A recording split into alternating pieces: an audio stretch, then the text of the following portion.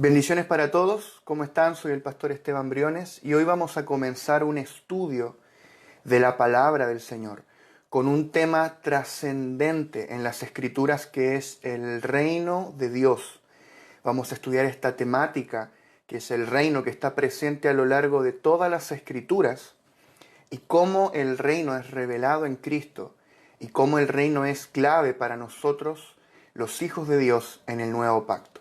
Y vamos a usar como un texto base el libro que escribí acerca del reino, que es este que tengo acá, se los quería mostrar. Vamos a estudiar este libro, vamos a tomarlo como un material base, como un esqueleto, sobre el que vamos a ir construyendo varias cosas. Entonces, si tal vez alguien ya lo leyó, tal vez alguien ya lo estudió, vamos a ir agregando otras cosas también. Así que también estas clases te van a bendecir. Vamos a tomarlo como un esqueleto y sobre él vamos a ir construyendo varias cosas en cuanto a la revelación de la palabra. Entonces quiero comenzar diciendo de que ser salvos es ser introducidos en una dimensión llamada Cristo. Es ser sacados de un lugar que es el sistema del mundo y ser puestos, dice el apóstol Pablo, en el reino del amado Hijo. En el reino que es el amado Hijo, el reino que es Cristo mismo. Es ser introducidos a una nueva dimensión, una nueva esfera llamada Cristo Jesús. Dice la palabra que hemos sido trasladados al reino del amado Hijo. Hemos sido sacados del mundo e introducidos al reino. Hemos sido sacados de Adán e introducidos a Cristo. Me gusta mucho una frase que siempre dice el apóstol Lucas, y es que ser salvos es ser sacados de todo lo que no es Cristo, para ser introducidos dentro de Cristo. Y este Cristo de gloria con todas sus inescrutables riquezas. Entonces, decíamos hace un par de días con mi esposa, con Dani, de que ser salvos es ser introducidos a una dimensión llamada las riquezas de su gracia, las riquezas, las abundantes riquezas de su gracia en Cristo Jesús. Y ahora nos toca descubrir, conocer, experimentar estas abundantes riquezas. Entonces, hablar del reino de Dios es hablar de todo aquello que Dios ya nos ha dado en Cristo Jesús.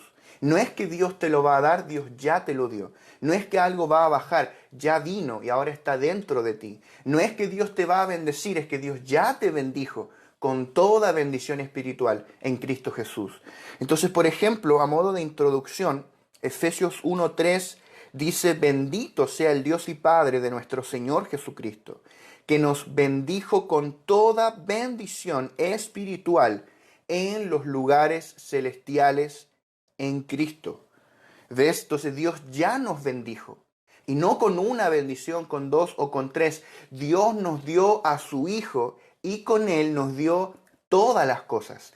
Todas las bendiciones que existen en los lugares celestiales, tú ya las has recibido en la persona de Cristo Jesús. Tenemos un Cristo infinitamente rico, un Cristo lleno de riquezas espirituales para nosotros. Y lo que tenemos que hacer ahora es experimentarlo, es descubrir todo lo que ya tenemos. Por eso dice el apóstol Pablo de que el Espíritu Santo nos fue dado para que sepamos lo que Dios nos ha concedido.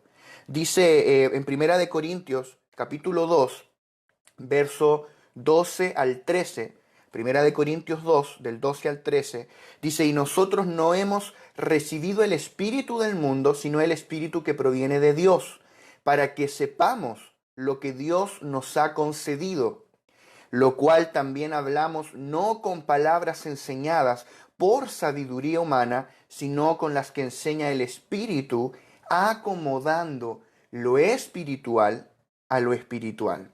Amén. Entonces dice que Dios nos dio su espíritu, el espíritu que proviene de Dios.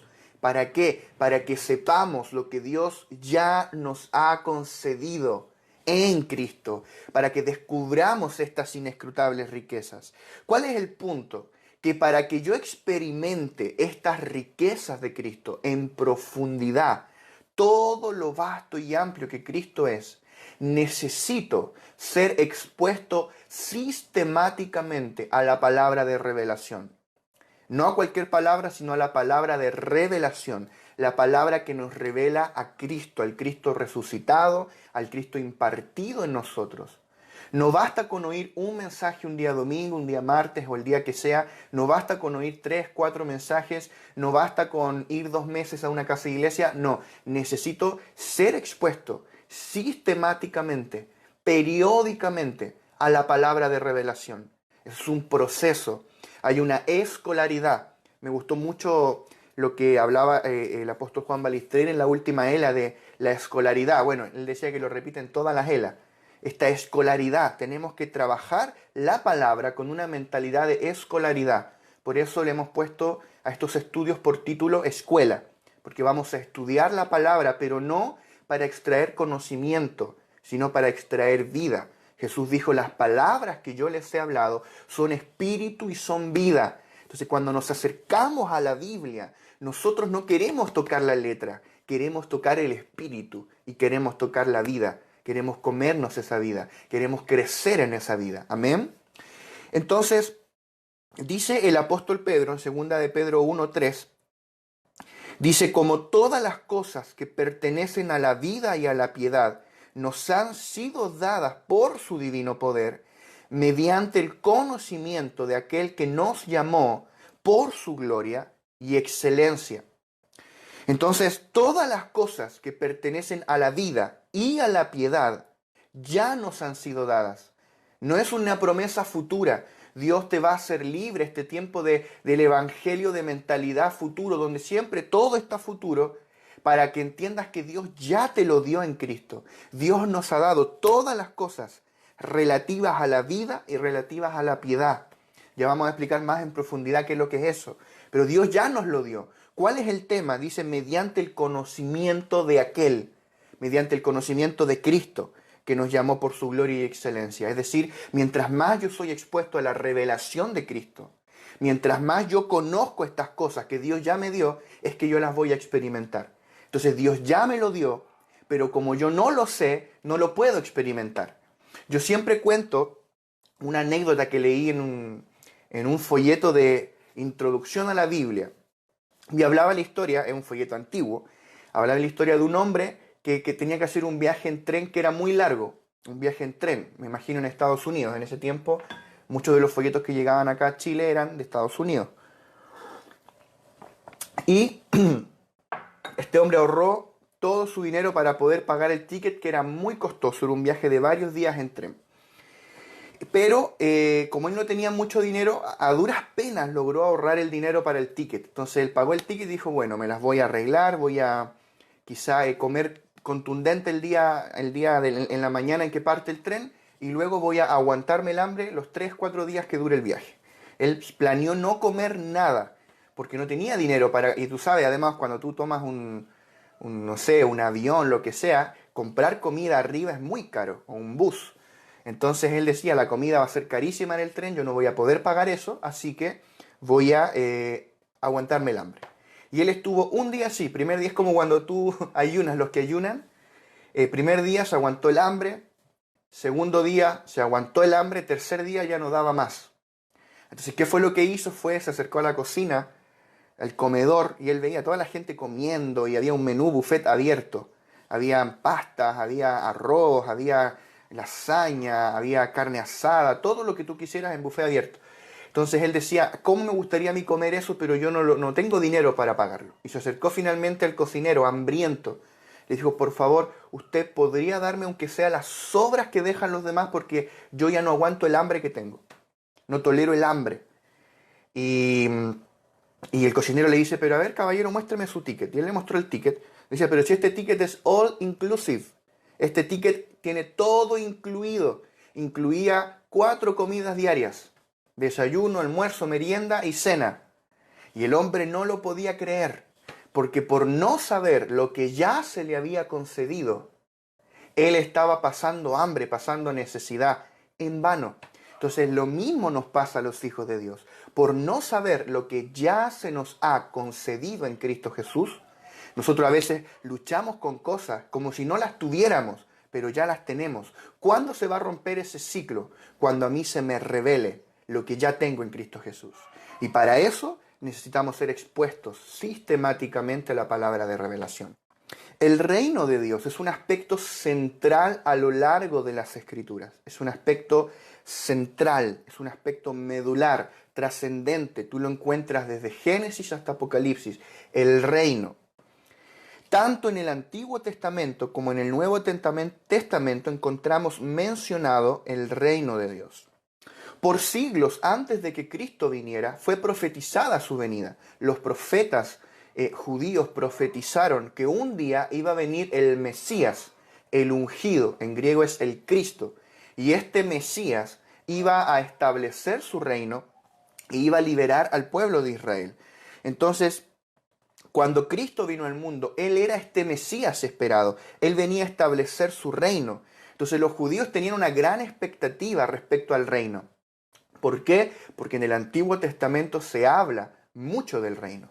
Se habla bastante del reino. De hecho, poco antes que Jesús ascendiera al cielo, en Hechos capítulo 1, los discípulos le preguntaron a Jesús: Señor, ¿restaurarás el reino de Israel en este tiempo? O sea, ellos tenían muy claro que habían promesas que habían sido hechas por Dios a través de los profetas en el Antiguo Testamento en cuanto al reino. Ellos esperaban un Mesías, un rey que viniera a establecer su reino, los iba a librar de la esclavitud, y no solo a ellos, sino a todos los pueblos del mundo. Porque aunque muchos judíos no lo podían ver, todos los profetas hablan de que cuando el Mesías viniera, esa bendición iba a alcanzar a todos los gentiles, a todas las naciones de la tierra. Fue lo que Dios también le prometió a Abraham: en ti serán benditas todas las familias de la tierra. Entonces, antes de que Cristo finalmente apareciera en escena, porque sabemos, Cristo apareció en la tierra hace 2000 años, el Verbo se encarnó, pero antes de que Él apareciera, vino Juan el Bautista como un heraldo para prepararle el camino. Todo rey que viene a una ciudad, por ejemplo, primero envía un heraldo. Un heraldo es el precursor, aquel que prepara el camino, anuncia que el rey ya viene, anuncia: el rey viene detrás de mí. Entonces eso fue lo que dijo Juan. Juan dijo: el que viene detrás de mí, yo no soy digno de desatar la correa de su calzado. Fue un heraldo. Entonces en Mateo 3, versículo 1 y 2 dice: en aquellos días vino Juan el Bautista predicando en el desierto de Judea y diciendo: arrepentíos, porque el reino de los cielos se ha acercado. Entonces Juan anunció que el reino de los cielos se estaba acercando. Juan fue ese heraldo que vino a decir: el reino viene porque el rey va a visitar este lugar. Entonces Juan estaba anunciando la llegada del reino porque Jesús iba a ser manifestado prontamente. Entonces, cuando Jesús apareció, su primer mensaje, su primera predicación, la primera vez que Jesús predicó públicamente, al menos en Mateo, lo hizo acerca del reino de Dios. De hecho, Jesús le copió el mensaje a Juan.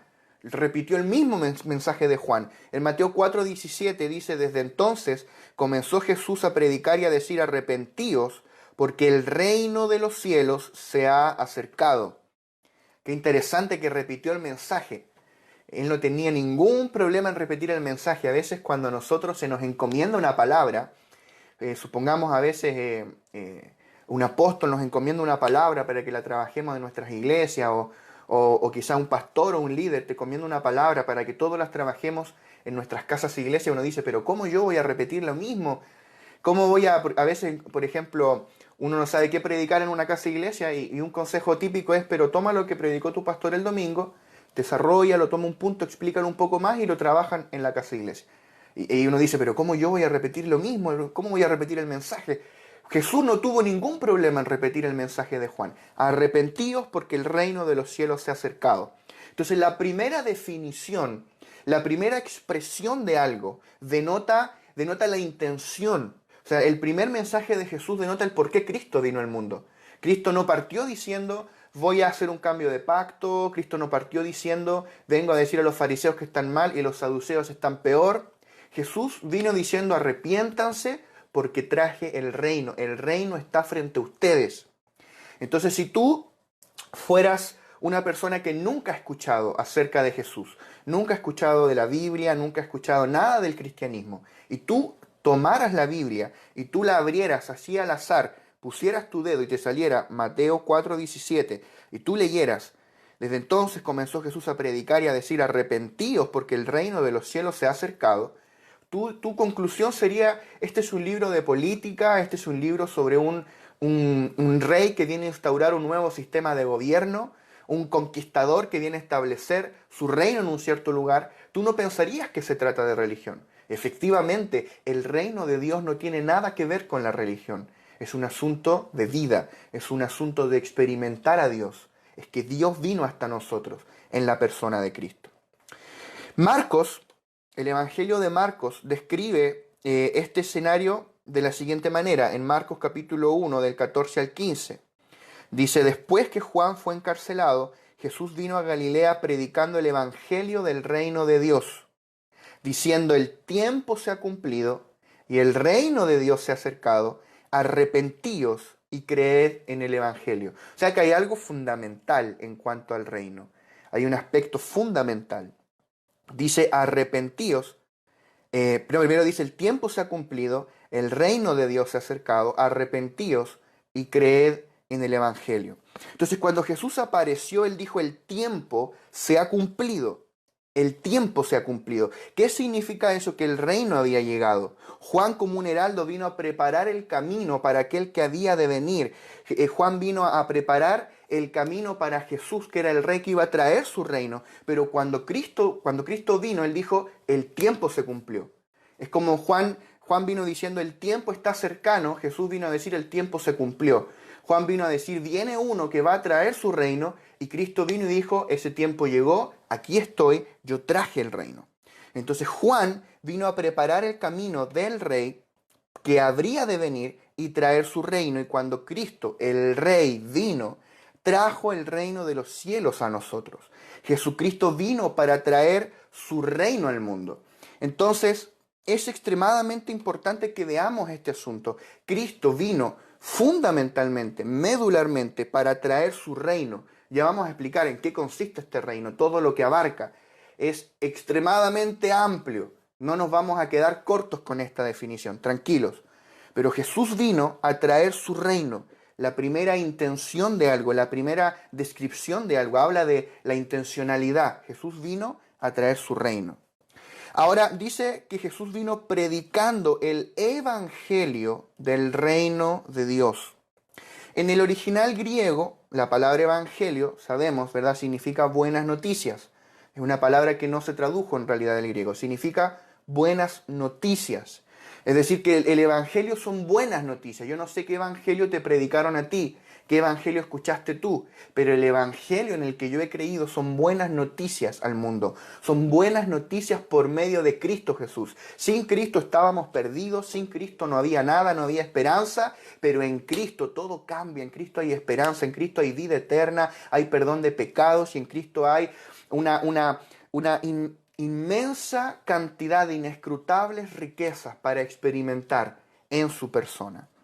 Entonces Jesús vino predicando el evangelio, la buena noticia, pero le pone aquí una descripción, un apellido, la buena noticia del reino de Dios. ¿Qué significa eso? Que el evangelio de Cristo consiste en las buenas noticias que Él nos trajo cuando fue manifestado. ¿Y cuáles son esas buenas noticias? Las buenas noticias del reino de Dios. O sea, tenemos buenas noticias para anunciar a la gente, y es que Cristo vino y Cristo trajo su reino, que ya nosotros no dependemos de una promesa que siempre estaba hacia el futuro, sino de una realidad presente que es Cristo, que fue manifestado y trajo su reino. Cristo trajo buenas noticias para toda la humanidad. Y tú y yo, amado hermano, amada hermana, tenemos buenas noticias que darle a la gente. Tú no eres un predicador de malas noticias. Somos predicadores de buenas noticias. Y esa buena noticia es el evangelio del reino de Dios. Que el reino de Dios vino, que podemos disfrutar de este reino.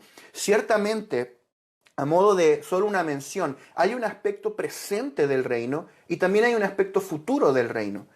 Y ya vamos a tratar cada uno de estos aspectos en profundidad, pero por ahora estamos hablando de la introducción, de cómo Cristo introduce el reino en el mundo.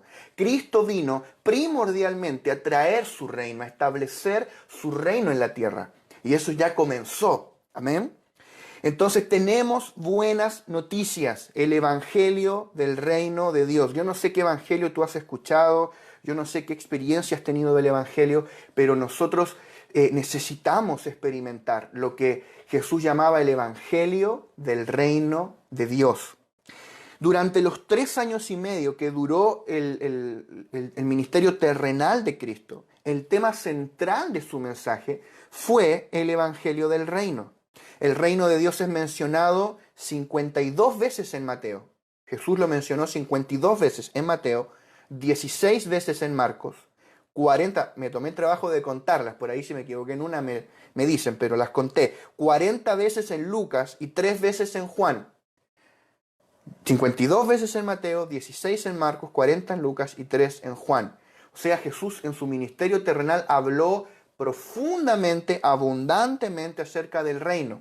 Por ejemplo, en Mateo encontramos las parábolas del reino. Jesús dijo, el reino de los cielos es semejante a un mercader, el reino de los cielos es semejante a un hombre que hizo una boda, el reino de los cielos es semejante a un hombre que sembró, y habla, por ejemplo, de la parábola del sembrador. Todo eso habla del reino. Cuando Cristo resucitó, luego de que Él muere, resucita, Él estuvo 40 días con sus discípulos hablándoles acerca del reino de Dios.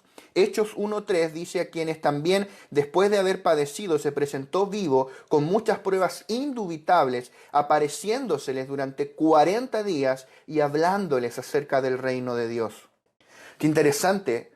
No sé si tú te has preguntado alguna vez qué les habló Jesús en esos 40 días. No quedó escrito eso. No hay registro. Son códigos del Espíritu. Son las mismas cosas que el Espíritu nos revela a nosotros. El Espíritu que nos habita. Entonces, ¿qué les habló Jesús? Lo único que sabemos es que les habló acerca del reino de Dios. Luego, a lo largo de Hechos de los Apóstoles, vemos continuamente a los apóstoles y a los discípulos predicando el reino. Por ejemplo, Hechos 8:12. Dice, pero cuando creyeron a Felipe que anunciaba el Evangelio del reino de Dios y el nombre de Jesucristo, se bautizaban hombres y mujeres. ¿Ves? Entonces Felipe en Samaria, ¿qué evangelio predicaba? El Evangelio del reino de Dios. Qué interesante, yo no sé si esa podría ser la descripción del mensaje que nosotros predicamos.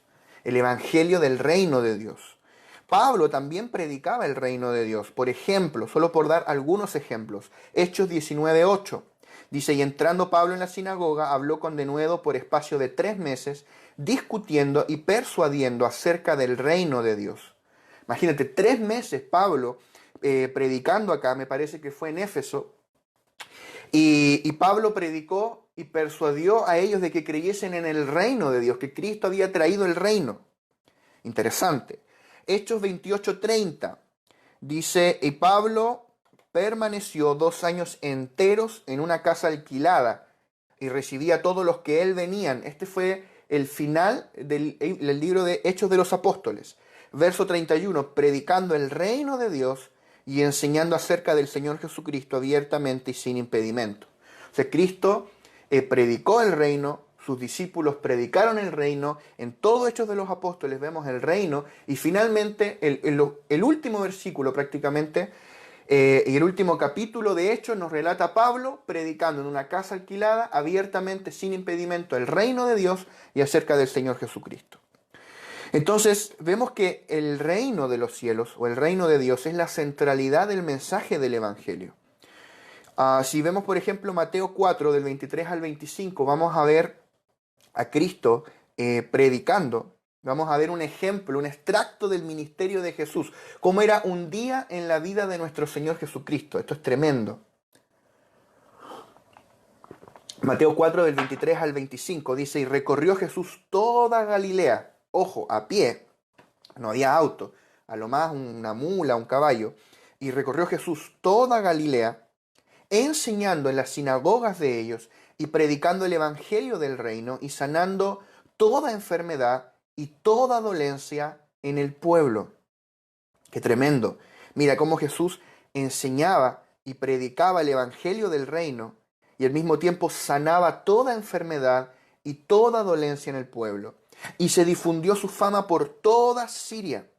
Y le trajeron todos los que tenían dolencias, los afligidos por diversas enfermedades y tormentos, los endemoniados, lunáticos y paralíticos, y los sanó. Y le siguió mucha gente de Galilea, de Decápolis, de Jerusalén, de Judea y del otro lado del Jordán. Qué tremendo, a mí me apasiona ver el ministerio de Jesús.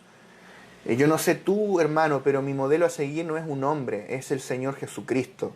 Si Él enseñó y predicó el Evangelio del Reino, eso es lo que yo quiero enseñar y predicar. Si Él sanó a los enfermos y echó fuera demonios, liberó a los atormentados por el diablo, yo quiero hacer lo mismo. Él es nuestro modelo a seguir. Entonces aquí vemos, ¿qué es lo que vemos en este pasaje? Al reino de los cielos irrumpiendo en la tierra. Dios hombre, el Dios hombre Jesucristo entrando en escena, sanando a los enfermos. Aquí hay toda una categoría de cosas que para la época no sabían cómo llamar. Entonces dice, afligidos por diversas enfermedades y tormentos, endemoniados. Sabemos que existe gente endemoniada. También dice lunáticos. Probablemente le llamaban así quizás gente que tenía problemas en su mente, quizás gente con problemas tal vez psicológicos, no sabemos, paralíticos, gente con diferentes dolencias, pero los sanó. A mí me asombra algo respecto a Jesús, quiero decirlo, y es que nunca, jamás, nunca alguien enfermo se acercó a Jesús y se fue enfermo. Toda persona enferma que se acercó a Jesús fue sanada. Toda persona que se acercó a Jesús buscando salvación fue salvado. Toda persona que se acercó a Jesús buscando libertad fue liberado. Y quiero decirte algo, Jesucristo es el mismo, ayer, hoy y por los siglos. Amén.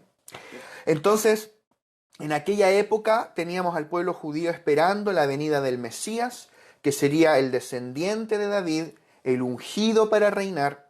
Y Jesucristo era este Mesías prometido. Jesucristo era el rey que habría de venir a establecer su reino. Sin embargo, muchos no lo reconocieron como el Mesías. La mayoría de los judíos, de hecho, no lo reconoció como el Mesías. ¿Por qué? Porque el reino que Jesús trajo no era como el reino que ellos esperaban. El pueblo judío esperaba un Mesías reinante que los librara de la opresión de los pueblos extranjeros. Siempre el pueblo de Israel luchó con ser llevado cautivo por otros pueblos, fue llevado cautivo a Babilonia, fueron conquistados por diferentes pueblos y ahora ellos estaban conquistados por los romanos.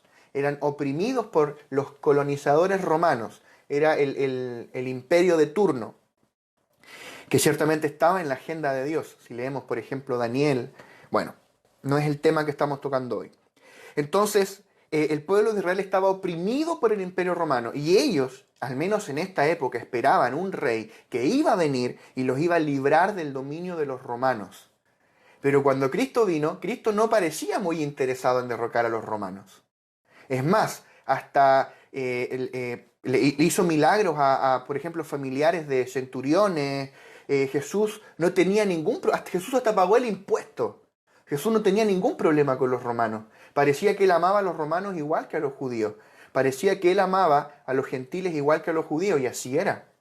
Entonces, los judíos empezaron a cuestionarse, sobre todo los fariseos, y a preguntarse, ok, está este tipo, está haciendo milagros, es obvio que es un profeta, es obvio que era un profeta, pero ¿por qué no nos liberta? ¿Por qué no establece su reino de una vez? Entonces ellos dijeron, ok, tal vez él sí es el Mesías, pero todavía no va a establecer su reino. Tal vez lo va a hacer más adelante, en el futuro. Entonces los judíos, en particular los fariseos, le preguntaron a Jesús directamente por este asunto. Lucas 17, 20 y 21 dice, preguntado por los fariseos, ¿cuándo había de venir el reino de Dios? Les respondió y dijo, el reino de Dios no vendrá con advertencia, ni dirán, helo aquí o helo allí, porque he aquí el reino de Dios está entre vosotros. Mira qué interesante. Dice, el reino de Dios ya está entre vosotros. O sea, ustedes están esperando un reino que va a venir, pero el reino ya está entre ustedes. ¿A qué se refería Jesús? A que el reino ya había venido y estaba entre ellos. El reino les estaba hablando porque Él era el reino. Jesús Es el reino personificado, la corporificación del reino. ¿Por qué? Hay un principio y es que donde está el rey, ahí está el reino. Por ejemplo, yo no sé si tú sabías de que, por ejemplo, la reina de Inglaterra, o la reina del el Reino Unido, mejor dicho, que es una de las reinas más longevas de la historia, si ella va a otro país, hay como un principio tácito, implícito, que donde ella está hay una pequeña esfera a su alrededor, que es el reino del Reino Unido. Es el reino de ella, donde ella está. Y si ella se mueve a otro lugar, allí también está el reino. Hay una representación de su reino. Es como, por decirlo en palabras sencillas para nosotros que no somos de la parte jurídica, es como una aureola a su alrededor en el piso donde ella está, ahí está el reino.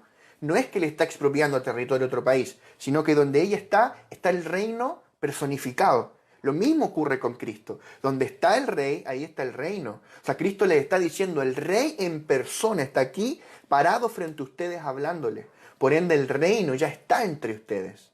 Entonces, ¿cuál es el punto? Que Jesús vino a traer un reino no como el que ellos esperaban. Ahí está el gran conflicto que tenían ellos y que también tenemos nosotros, amados hermanos, y es que Jesús vino a traer un reino no como el que nosotros esperamos, no como el reino que los judíos pensaban que iba a ser. Ellos esperaban un reino que iba a derrocar a los romanos, y Jesús trajo un reino interior. Jesús trajo un reino en el espíritu. Jesús trajo un reino donde primero nos trajo perdón de pecados, sanidad a nuestras enfermedades y nos introdujo en las abundantes riquezas de su gracia. Pero si tú ves después de Cristo, la iglesia establecida, por ejemplo, se convirtieron 5.000, se convirtieron 3.000 y los romanos seguían ahí. Entonces, los fariseos leyeron esto. ¿Cuál es el punto? Que el evangelio que Cristo trajo no es un reino como el que nosotros conocemos. Este reino no es un reino como los que nosotros conocemos. Por ende, hay un impedimento fundamental que nosotros vamos a tener que lidiar con él si queremos poder entrar y experimentar y disfrutar del reino de Dios. Y ese impedimento es nuestra propia mente. No es Satanás, no es el diablo con sus demonios. Sabemos que existen, pero el mayor impedimento para que yo disfrute las riquezas de Cristo no es Satanás, es mi mente, esta cabeza donde tengo un ladrillo y necesito que sea sacado para que se me revele el reino. En palabras de Jesús, necesitamos experimentar algo que Él llamó arrepentimiento. Arrepentimiento, que es un cambio absoluto de mente, una transformación, un cambio total y absoluto en mi manera de pensar. Arrepentimiento. Si vemos nuevamente Mateo 4:17, estamos aquí, este primer mensaje de Jesús. Dice, desde entonces comenzó Jesús a predicar y a decir, arrepentíos, porque el reino de los cielos se ha acercado. Entonces, ¿cuál es la condición? Arrepentíos. Arrepentíos, porque el reino de los cielos se ha acercado. Entonces, el mensaje central de este versículo es la llegada del reino de los cielos y que la condición necesaria para poder entrar a él, por causa de este reino, nosotros necesitamos arrepentirnos. ¿Qué quiere decir arrepentirnos? Nosotros tenemos una noción de arrepentimiento, ¿verdad? Pero esta palabra es mucho más profunda que la noción común. Arrepentimiento en griego es metanoeo, que significa, bueno, de ahí también viene metanoia, metanoeo, que significa un cambio profundo en la mente, una modificación en la manera de percibir o de considerar las cosas. O sea, yo iba en una dirección y de momento me doy cuenta que las cosas no eran como yo pensaba que eran y doy un giro en 180 grados y comienzo a dirigirme en la otra dirección. Eso es arrepentimiento, es un cambio en mi manera de percibir las cosas, un cambio de mente. O sea, me saco esta mente de ladrillo y es colocada la mente de Cristo para comenzar a ver las cosas como Dios las ve. O sea, necesito ser vaciado de mi mente natural para que se manifieste en mí la mente de Cristo que ya fue impartida en nosotros. Entonces necesito experimentar un cambio de mente. Esto es tan fuerte, amados. El mayor problema que nosotros tenemos está en nuestra mente. No es el diablo, Ese ya fue vencido en la cruz. Todavía anda pataleando por ahí. Pero cuando a ti se te revela que el diablo ya está vencido en la cruz, créeme que contigo no se va a querer meter. Por eso la palabra dice, resistid al diablo y huirá de vosotros. Si tú te paras en la hora consumada de la cruz, el diablo va a huir de ti. Los demonios van a huir de ti. Pero con la mente no es tan fácil. Tú no puedes reprender la mente. Tú un demonio tú lo echas fuera. Dices, demonio, sal fuera en el nombre de Jesús. ¿Cuántos alguna vez han tenido esa experiencia de echar fuera un demonio? Es fácil. Sal fuera en el nombre de Jesús. Y el demonio sale.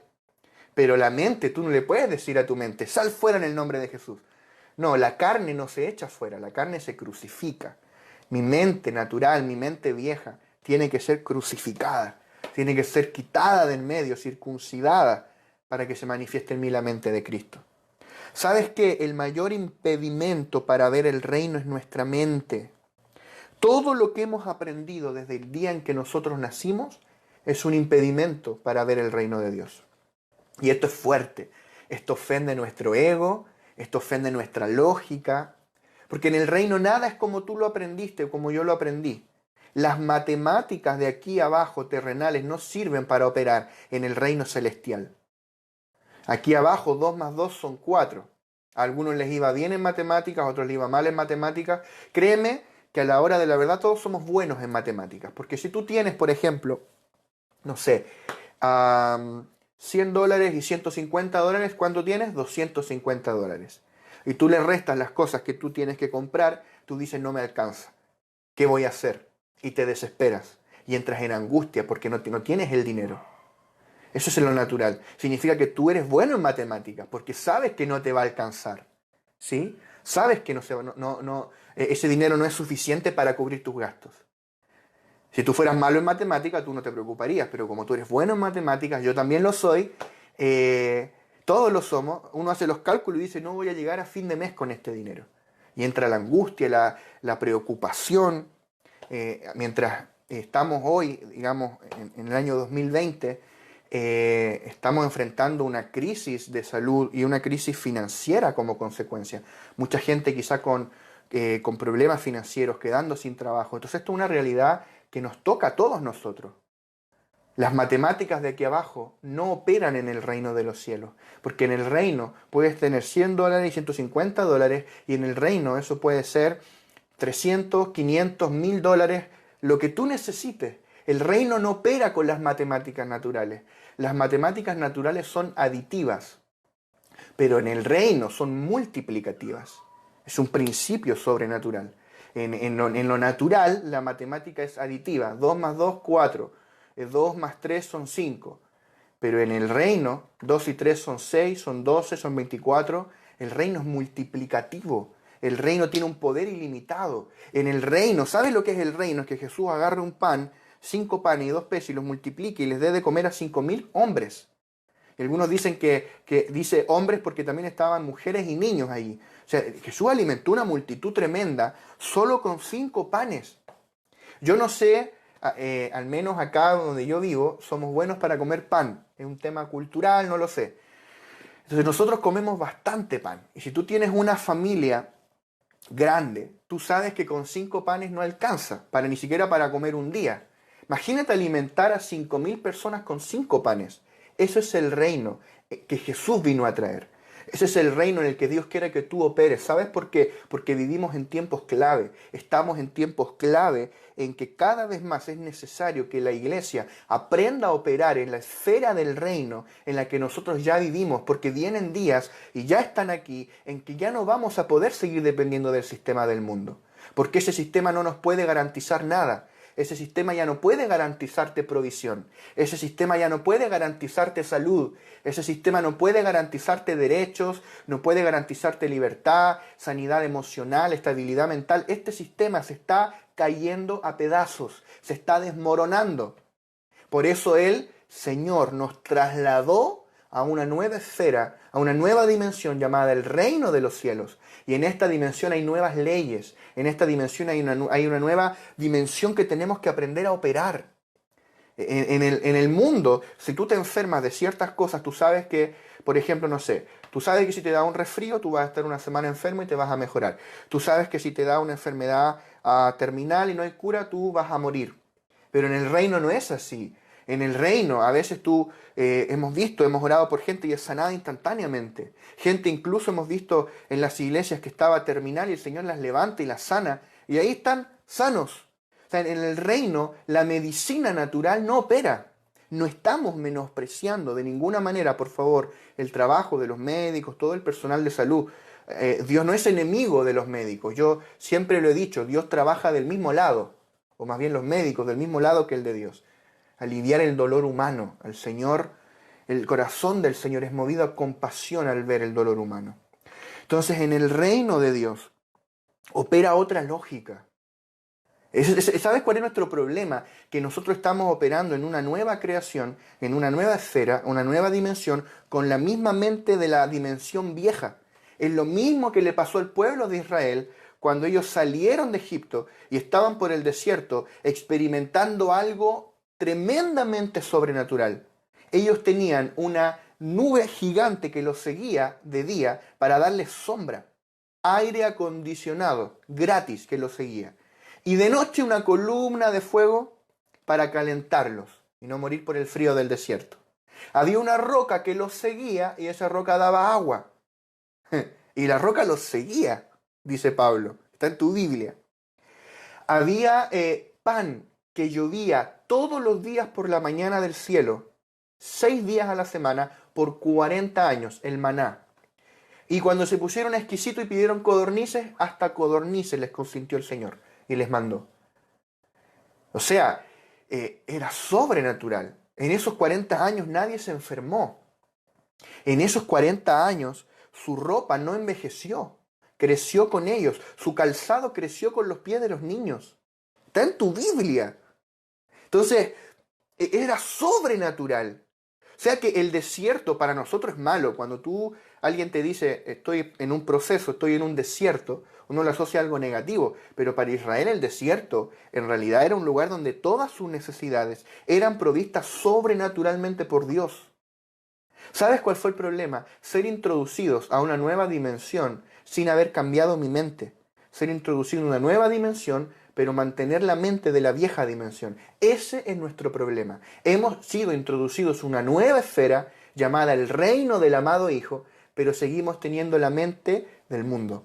La mente de imposibilidad, la mente egoísta, la mente antigua, que no quiere perdonar. Nuestra mente natural antigua. Entonces, lo mismo que el pueblo de Israel. Ellos salieron de Egipto, pero seguían pensando como egipcios. Seguían con una mente egipcia. Dios se demoró una noche, un día, en sacar al pueblo de Israel de Egipto. Pero se demoró 40 años de procesos en sacar a Egipto de la mente de Israel. Ese es nuestro problema, nuestra mente. Entonces, en este reino celestial en el que hoy vivimos, las matemáticas son diferentes. Yo lo experimento día a día con mi familia. El Señor nos sostiene de forma sobrenatural. No obedece a la lógica humana. Nosotros nunca sabemos de qué manera Dios va a hacerlo, pero Dios siempre lo hace. Hemos enfermado y hemos visto al Señor sanarnos de forma sobrenatural. Hemos visto a Dios obrar cosas que rompen nuestra lógica. O sea, tiene que llegar el punto, amado hermano, que tú y yo renunciemos a nuestra mente. No mind, no mente. Me acuerdo de una película, siempre me acuerdo de puras películas antiguas yo, porque yo ya hoy por hoy como que no veo muchas películas. Y hay una película que es El último samurái, que habla de un americano que se va a Japón y lo toman los samuráis y después él aprende a ser samurái y se cambia de bando. Y después pelea para los samuráis. Y cuando él está aprendiendo a ser samurái, él le están enseñando a pelear con la katana, que es la espada de los samuráis. Siempre el japonés le ganaba, siempre el samurái le ganaba. Y este americano había sido soldado, había sido general, tenía experiencia usando espada. Entonces le decía, ¿por qué yo pierdo? ¿Por qué siempre pierdo? Y ahí el samurái le dice su secreto y le dice, no mente. No mente. Es una buena analogía. Nos sirve. No mente. No mente. Yo quiero decirte esta mañana o tarde, no sé, los que van a ver este video en cualquier horario, no mente, no más nuestra mente. Entonces ahí el americano dijo, ok, entonces Ese era el secreto del samurái, que él no pensaba los movimientos, simplemente fluía. Pa, pa, pa, pa, pa. Fluía, porque si tú la piensas va más lento que el rival. Entonces ahí el americano dijo, ya, no mente, y se logró captar esa idea y empezó a fluir ahí con la espada y le ganó al otro en ese combate de práctica. Entonces ese principio aplica para nosotros. No mente. Tenemos que renunciar a nuestra mente natural. Amén. Entonces, si vamos a experimentar el reino de Dios, necesitamos experimentar este reino, esta esfera. O sea, vivimos en tiempos peligrosos, vivimos en tiempos en que ya no puedes depender del sistema, no puedes confiar en el sistema. Los hijos de Dios tenemos que dejar de pedirle a los gobiernos naturales que hagan algo que ellos no pueden hacer. Solo Dios lo puede proveer y ya lo ha provisto en el reino en el cual ya vivimos. Por eso estamos siendo expuestos a la palabra. Todos nosotros, yo primeramente quiero comer de la palabra para que se nos revele este reino de gloria en el que ya vivimos. Entonces, si vamos a entrar en este reino, necesitamos despojarnos de todo lo que sabemos, de todo lo que hemos aprendido, vaciarnos de nuestra mente natural para recibir y manifestar la mente de Cristo. El reino de Dios es invisible a los ojos naturales. El reino de los cielos no se parece a nada que hayamos conocido antes. Jesús no vino a traer un reino humano, terrenal, natural como nosotros lo conocemos, sino un reino espiritual. O sea, tú no esperes que el reino de Dios se establezca en el gobierno de tu país. En mi caso, yo no espero que el reino sea establecido en el gobierno de Chile. Eso no es establecer el reino. El que eventualmente podamos tener hombres y mujeres piadosos en puestos de autoridad pública es una consecuencia de que el reino se establezca. Pero la esfera en la que el reino es establecido no es la política, no es nada natural, es interior, es espiritual, es dentro de mí. Entonces, por ejemplo, la primera clave, la primera constitución del reino tiene que ver con el espíritu. En el conocido Sermón del Monte, Jesús comenzó su predicación con estas palabras. Mateo 5:3, bienaventurados los pobres en espíritu, porque de ellos es el reino de los cielos. ¿Qué es lo que es alguien pobre en espíritu? Alguien que se vació por dentro. Alguien dispuesto a vaciarse de todo lo que sabe, de todo lo que aprendió, de todos sus logros, de todo lo que cree tener, saber y ser, para recibir a Cristo como el todo, como su todo. El reino de Dios va a ser revelado a personas vacías de filosofías, de culturas, de religiones y de ideas humanas. Solo cuando nos vaciamos de todo lo que hemos aprendido en corazón, alma, espíritu, y venimos a Cristo con nuestro espíritu vacío de ideas humanas, pobres en espíritu, es que vamos a poder ver y experimentar el reino de Dios. Necesitamos arrepentirnos de todo lo que sabemos, necesitamos desaprender todo lo que habíamos aprendido, y por último necesitamos desaprender y arrepentirnos de todo lo que somos, todo lo que yo soy, para poder entrar en la dimensión del reino. Ahora bien, ¿cómo vamos a saber exactamente cómo es el reino? ¿Cómo vamos a saber cómo experimentarlo? Si acabo de decir que el reino no se parece a nada que hayamos conocido, a nada que hayamos experimentado, que el reino no es natural, es espiritual, debemos reconocer que las cosas espirituales son misteriosas, son profundas, no se pueden ver, no se pueden tocar. Por eso Jesús decía, no te pueden decir, helo aquí, el reino, helo allá. No te puedo decir, ok, aquí está el reino, aquí está, o aquí. No es así. No puedo tocarlo con mis 5 sentidos. Entonces, ¿cómo voy a saber cómo es el reino? ¿Cómo lo voy a experimentar? Las herramientas que Jesús usó para explicar el reino son las parábolas. ¿Qué es lo que es una parábola? Es una anécdota o historia en donde se usan cosas o elementos que conocemos como figuras y símbolos para explicar cosas que no conocemos. Es como la historia que nosotros les contamos a los niños. Muchas de ellas son parábolas, es un relato simbólico, alegórico, donde las cosas representan algo y uno le enseña a los niños, por ejemplo, el valor de decir la verdad, el valor de obedecer a sus padres, el valor de ser un buen amigo, a través de parábolas. Jesús usó parábolas. Es por eso que Jesús solía decir, el reino de los cielos es semejante a, por ejemplo, un hombre que sembró su campo, a la levadura, a un tesoro escondido, a un mercader, a una red, a un padre de familia que tiene una viña, a un rey que hace una fiesta y muchas otras parábolas. Por medio de ellas, Cristo declaró cosas escondidas desde la fundación del mundo, el propósito eterno de Dios. O sea, estas parábolas no eran meras historias, no eran como las historias que nosotros le contamos a nuestros hijos para que aprendan a decir la verdad, aprendan a obedecer a sus padres. No, las parábolas que Jesús contó contenían el misterio escondido, el propósito eterno de Dios encapsulado. O sea, tenemos que prestar atención a estas parábolas. Voy a leer Mateo 13 del 34 al 35. Dice, todo esto habló Jesús por parábolas a la gente y sin parábolas no les hablaba, para que se cumpliese lo dicho por el profeta cuando dijo, abriré en parábolas mi boca, declararé cosas escondidas desde la fundación del mundo. ¿Ves? Entonces estas parábolas que Jesús contó reflejaban cosas escondidas, misterios que estaban escondidos por Dios desde la fundación del mundo. Pero como dice Pablo, han sido reveladas a nosotros sus santos, a nosotros sus hijos. Y hay una parábola, vamos a ver muchas parábolas a lo largo de este estudio, sobre todo Mateo tiene muchas parábolas acerca del reino, pero vamos a ver una que va a ser de alguna forma una línea conductora, un hilo conductor para este estudio acerca del reino. Y es la parábola del grano de mostaza. A mí me gusta mucho esta parábola. Podemos desprender de aquí muchas cosas. Yo voy a tomar una cosa. Hay muchas que podríamos hablar, muchas cosas se pueden decir. Una no necesariamente contradice la otra. Podemos extraer tantas riquezas de la palabra. Ahora, puntualmente, yo quiero usar esta parábola para explicar la esencia y la naturaleza del reino. La esencia y la naturaleza del reino. Así que vamos a leer Mateo capítulo 13 del 31 al 32. Mateo capítulo 13 del 31 al 32.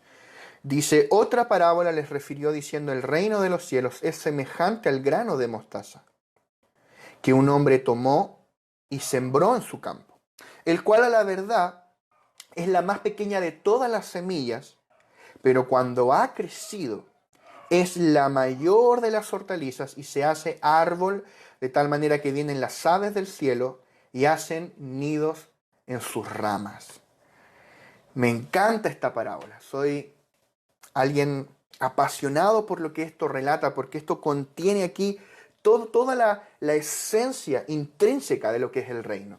Hay muchas cosas que podemos decir del reino. El reino futuro, el reino presente, aspectos del reino, pero esto habla de lo medular, de la esencia intrínseca, interior del reino. Y habla de que el reino es como un hombre que tomó un grano de mostaza y lo sembró en su campo. Y es la más pequeña de las semillas, pero cuando crece se vuelve un gran árbol. Y vienen las aves del cielo y hacen nidos en sus ramas. Cuando tú tienes un gran árbol, la gente viene y descansa bajo su sombra, comen del fruto. Supongamos, no dice qué árbol es, bueno, es un árbol de mostaza. Y tú puedes, de hecho, y lo vamos a hablar más adelante, el fruto del árbol de mostaza, las hojas, los tallos, hasta las raíces del árbol de mostaza tienen usos. Se usan para una infinidad de cosas, como comida, como medicamento, como se ocupaban las raíces, como pasta de dientes, por ejemplo, varias cosas. Pero imagínate fuera un manzano, imagínate fuera un árbol, no sé, de peras. O sea, cada árbol da un fruto distinto. La gente ama los árboles porque los árboles te proveen fruto, te proveen sombra, recursos. Entonces, en particular este árbol, el árbol de mostaza, refleja la esencia del reino. La pregunta es qué significa esta parábola. Entonces, a grosso modo, vamos a decir lo siguiente y más adelante en otras clases lo vamos a profundizar. El reino es como un hombre que tomó una semilla y lo sembró en su campo. Ese hombre es el Padre. El Padre es el labrador. Dios, el Padre. Y la semilla es Cristo. La semilla es Cristo Jesús. Por eso Jesús dijo que Él era el grano de trigo que debía ser sembrado en tierra y morir para llevar fruto. Eso refleja la crucifixión y su resurrección para producir su iglesia, que somos nosotros. Jesús es el grano de trigo y Jesús también es el grano de mostaza. Entonces tenemos al sembrador, es el Padre. Tenemos la semilla. ¿Quién es? Es Cristo. Y la pregunta es, ¿quién es la tierra? La tierra eres tú y soy yo. Entonces el reino de los cielos, el reino se trata de que el Padre tomó a Cristo y lo impartió dentro de ti como vida. Se trata de que Cristo mismo viene a morar, viene a vivir dentro de nosotros para hacer nuestra vida. Cristo no está afuera en algún lugar distante. Cristo ahora vive dentro de ti. Por eso el apóstol Pablo decía, ya no vivo yo, Cristo vive en mí. No era una metáfora. Eso no era una alegoría. Eso era literal. Ya no vivo yo, más vive Cristo en mí. Pablo decía, Cristo vive en mí. Yo no sé si tú puedes dimensionar eso y decir, Cristo vive en mí.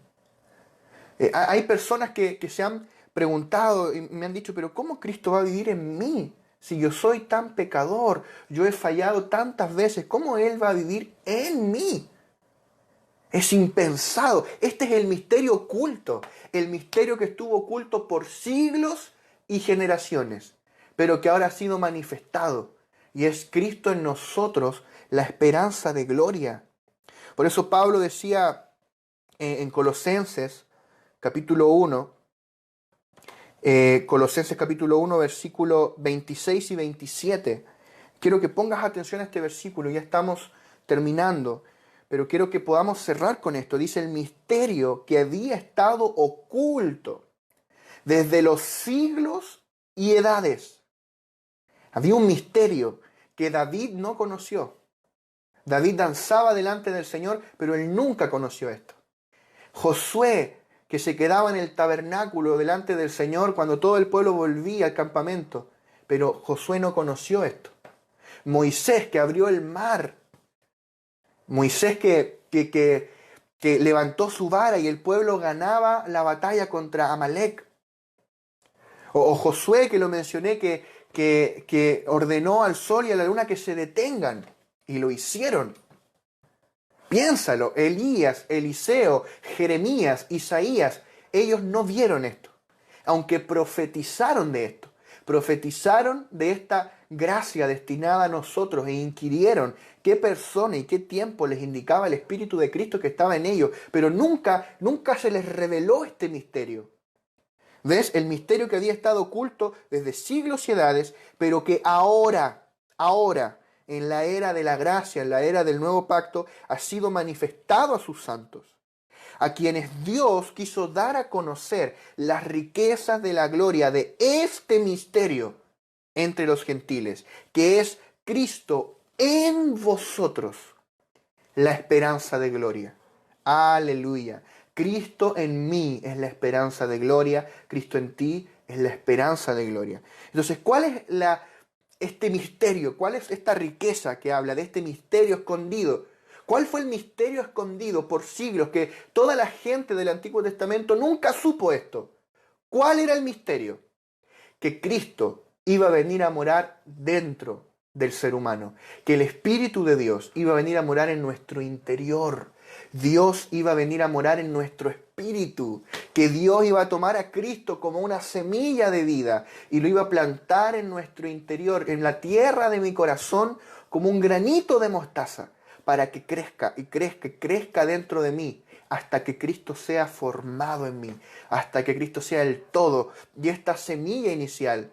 Porque Cristo al inicio es plantado como una semilla, pero luego comienza a crecer y luego hay un tallo y hay ramas y hay hojas y hay fruto.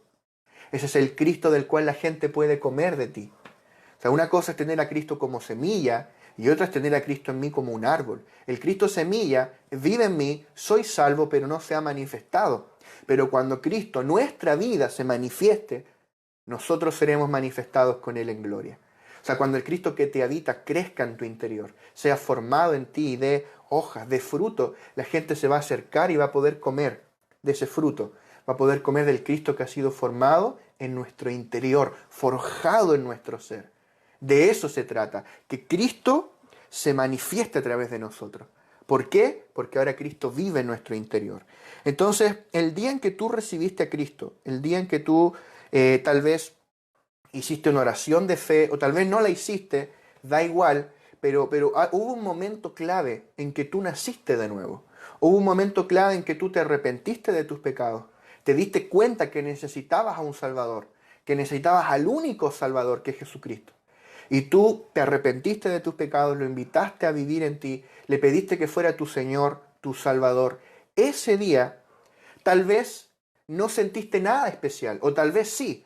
Yo conozco gente que ha visto ángeles cuando reciben al Señor. Hay testimonios de hermanos que eran ex musulmanes que se les apareció Cristo y se convirtieron al Señor. ¿Cómo no te vas a convertir si se te aparece Cristo en persona? Como Pablo, que se le apareció Cristo camino a Damasco. Esas cosas todavía pasan.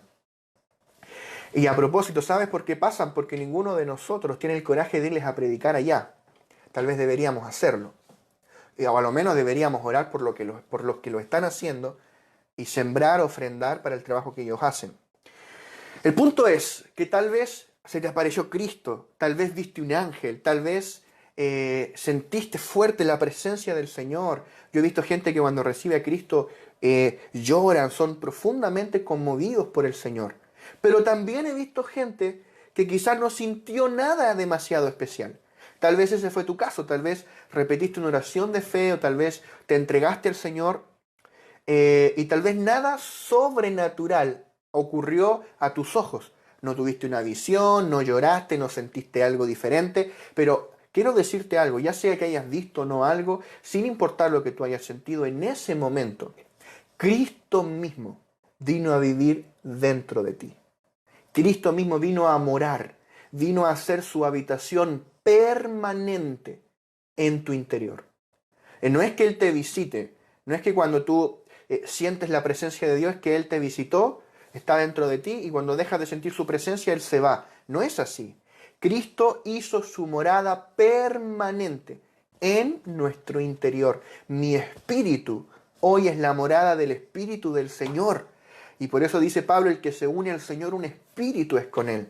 Entonces ese día, desde el mismo día en que tú recibiste a Cristo, no sabías nada de Biblia, no sabías orar, no sabías nada, pero ese día Cristo vino a vivir dentro de ti. Puede que a veces lo sientas, puede que a veces no lo sientas, puede que a veces te sientas hijo, a veces no te sientas hijo, a veces te vas a sentir buen cristiano, a veces te vas a sentir el peor pecador de todos, como Pablo, pero Cristo sigue viviendo en ti. Incluso cuando pecas, no es bueno pecar, claramente, no lo es.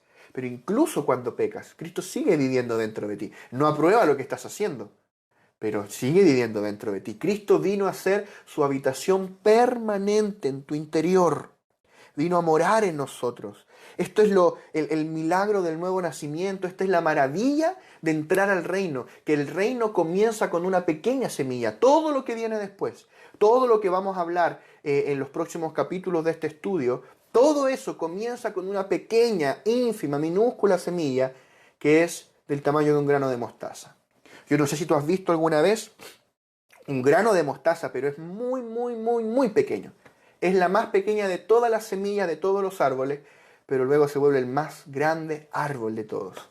Tal vez cuando tú recibiste a Cristo, tu familia te cuestionó, tus amigos te cuestionaron, se rieron de ti, dijeron, pero ¿qué estás haciendo? Te volviste loco, la fe es para los débiles, la religión es el opio del pueblo. Pero esa semilla pequeña, por eso la gente la menosprecia, porque en formato semilla es pequeña. Pero cuando esa semilla es plantada en ti y comienza a crecer en tu interior, que es Cristo, Cristo comienza a crecer, se vuelve un árbol. Ya nadie va a poder negar el fruto de lo que está siendo formado en ti, porque van a ver las hojas, las ramas, el fruto, y ellos van a querer del Cristo que tú tienes. A muchos de ustedes tal vez les ha pasado que gente que se burló de ti por ser cristiano, después te piden que oren por ellos. ¿Por qué? Porque están viendo el fruto. Ellos se burlaron del grano de mostaza, pero cuando ven el árbol, cuando ven el fruto de Cristo formado en ti, ellos quieren comer del Cristo que tú tienes. Así que tenemos entre manos una realidad gloriosa, que fue un misterio en el antiguo pacto y que hoy es un misterio que está siendo revelado. y es que Cristo fue impartido dentro de nosotros. Entonces el reino, para finalizar, el reino de Dios no se trata de que se establezca un gobierno cristiano en mi país. No se trata de sacar a todos los políticos corruptos y poner puros políticos cristianos. No, no se trata de eso. El reino de Dios no es establecido en las instituciones del sistema. El reino de Dios es establecido en el interior de cada uno de nosotros. El reino de Dios se trata de que Cristo venga a morar en mi interior para que transforme y leude mi mundo interior. Y así produzca un cambio hacia afuera, hacia el exterior. De esa manera es que la sociedad puede ser impactada con el evangelio del reino. Es un cambio de adentro hacia afuera. Pero ¿cuál es la idea central de hoy? Es que el reino es como una semilla que es impartida dentro de nosotros. Cristo mismo, el Padre, tomó a Cristo y lo impartió en nuestro interior. Tú puedes confesar hoy y decir, Cristo vive en mí. Puedes reconocer esta verdad gloriosa y decir, Cristo mora en mi interior. Amén. Así que vamos a orar para dar gracias al Señor por su palabra. Amén. Padre, gracias. Gracias por este tiempo que hemos podido compartir estas verdades en cuanto a tu palabra. Yo oro para que opere en nosotros el espíritu de sabiduría y el espíritu de revelación en el conocimiento de Cristo. Señor, tú dentro de nosotros eres el que nos explica lo que no podemos entender. Señor, tal vez sentimos que no entendemos muchas cosas, que no sabemos muchas cosas, pero, Señor, este es un trabajo de tu Espíritu. Es tu Espíritu Santo el que nos guía a toda la verdad. Es tu Espíritu Santo el que nos revela a Cristo. Señor, no hay nadie descalificado para esto. No hay nadie que pueda decir, no, yo no puedo entender esto, yo no tengo estudios, yo no sé, tal vez yo no terminé la escuela. No, nadie está descalificado para esto, todos califican. Porque a este reino no se entra con la mente, a este reino no se entra con nuestras aptitudes naturales, no se entra con lo que hayamos aprendido, a este reino se entra con un espíritu quebrantado, entran los pobres en espíritu, aquellos que reconocen y dicen, Señor, nada de lo que yo pueda hacer, nada de lo que yo sé vale nada, solo lo tuyo en mí, Señor. Hoy nos vaciamos de todo lo que hemos aprendido, de todo, Señor, Padre, lo que hemos adquirido a lo largo de los años, Señor. Nuestro entendimiento natural, Señor, nuestras matemáticas, nuestro conocimiento de medicina, nuestro conocimiento de ciencia, nuestro conocimiento de qué es lo que es la familia, de qué es lo que es el matrimonio. Señor, queremos, Señor, ser redefinidos con la mente de Cristo, ver todo a través de tu mente, Señor. Señor, yo quiero orar, Señor, específicamente por todos aquellos que sienten que no son capaces de entender, Señor, estas cosas, que dicen tal vez yo no puedo entenderlo, Señor. Padre, es tu Espíritu, es tu Espíritu. Es tu Espíritu el que nos revela a nuestro espíritu, a Cristo. Dile al Espíritu Santo, revélame a Cristo, revélame estas verdades gloriosas, revélame estas cosas tan poderosas, Señor. Es el Espíritu Santo en ti, amado hermano, hermana, que te va a revelar estas cosas porque no son palabras. Es espíritu y es vida. Es espíritu, es el lenguaje del Espíritu. Las palabras humanas nunca van a alcanzar para describir las realidades del Espíritu. Son insuficientes, están limitadas a las palabras que el orador pueda encontrar para acomodar lo espiritual a lo espiritual. Sin embargo, el lenguaje del Espíritu no tiene límites. Y yo declaro que el Espíritu Santo va a tratar contigo y va a hablar contigo en el lenguaje del Espíritu.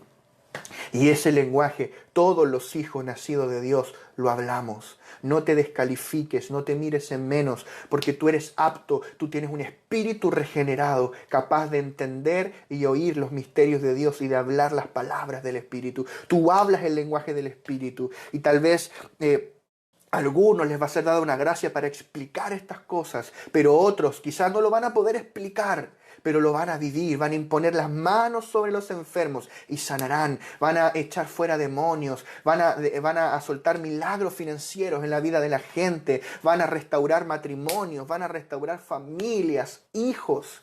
Dios te va a usar para manifestar la realidad del reino de los cielos. Tal vez no vas a ser alguien que lo explique en el detalle, pero lo vamos a vivir. Todos nosotros vamos a vivir en esta esfera del reino, porque para esto fuimos llamados. Ya estamos aquí, ya estamos en esta dimensión llamada el reino de Dios. Ya estamos aquí, amado hermano. Dale gracias por un minuto más al Señor. Ya estamos aquí. Dice la palabra que hemos sido trasladados desde la potestad de las tinieblas al reino del amado Hijo. Ya estamos en este reino tan glorioso.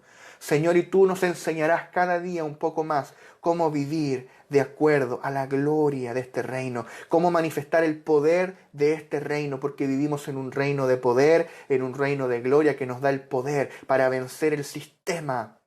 Señor, no queremos caminar más de acuerdo a ese sistema, sino de acuerdo a tu reino. Gracias, Señor. Bendigo la vida de cada hermano y hermana amado que escuche, Señor, estas palabras, Señor, estas clases, Señor. Y oramos para que cada uno de nosotros podamos crecer cada día más en el conocimiento de Cristo. Podamos avanzar hacia ese conocimiento pleno. Gracias, Señor. En el nombre de Jesús. Amén.